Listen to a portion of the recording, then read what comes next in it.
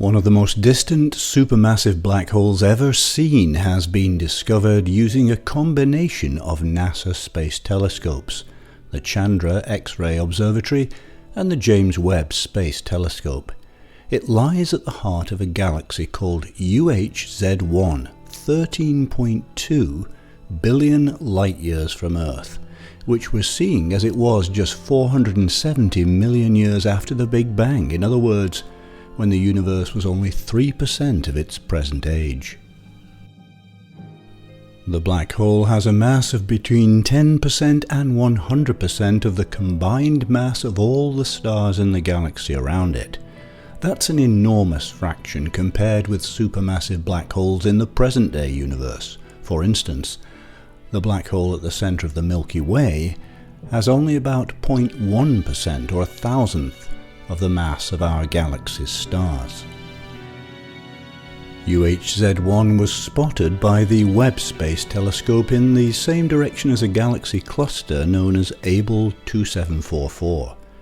The cluster is 3.5 billion light-years away, and its concentration of mass serves as a gravitational lens to magnify by a factor of about 4 both the light from UHZ1 and the X-rays from its central black hole. Webb picked up the light of the galaxy, and Chandra then revealed the presence of superheated X-ray emitting gas, a trademark of a young, still growing supermassive black hole. The discovery is important for understanding how supermassive black holes grew so rapidly after the Big Bang. Did they form from the collapse of massive clouds of gas, creating black holes weighing initially between about 10,000 and 100,000 suns? Or did they come from explosions of the first stars that created smaller black holes with masses between about 10 and 100 times that of the Sun? There are physical limits on how quickly black holes can grow once they've formed, but ones that are born more massive have a head start.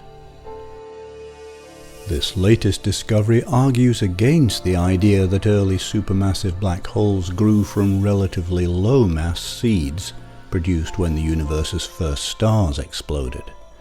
Based on the brightness and energy of the X-rays coming from UHZ1's central black hole, its mass is estimated to be between 10 million and 100 million suns. UHZ1's age of less than half a billion years doesn't give enough time for the first stars to have formed and died and given rise to a central black hole of such high mass. For the first time, we're seeing a brief stage where a supermassive black hole weighs about as much as the stars in its galaxy, and it strongly supports the theory that early black holes were born from heavy seeds formed as gas clouds collapsed.